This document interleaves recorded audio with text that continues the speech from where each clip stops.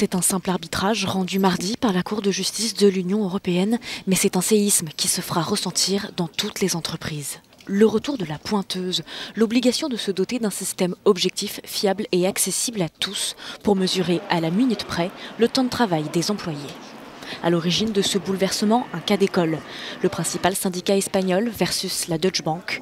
Devant l'instance communautaire, l'entreprise est accusée de ne pas respecter la directive européenne sur le temps de travail et la charte des droits fondamentaux de l'Union, puisqu'il était impossible de vérifier précisément si les horaires de travail étaient bien respectés.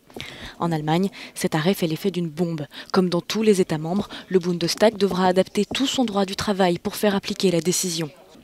Immédiatement, le patronat parle d'une mesure rétrograde datant du siècle dernier. Les syndicats, eux, assurent qu'un système virtuel pourrait au contraire permettre plus de flexibilité. Car au XXIe siècle, plusieurs questions promettent de compliquer la tâche du législateur. Que faire de cet homme, par exemple, qui a l'habitude de faire du télétravail? Est-ce qu'un mail qu'on rédige rapidement chez soi peut être comptabilisé? Ces débats, les juges ne les ont pas tranchés. Désormais, cette tâche incombe aux 28 parlements nationaux.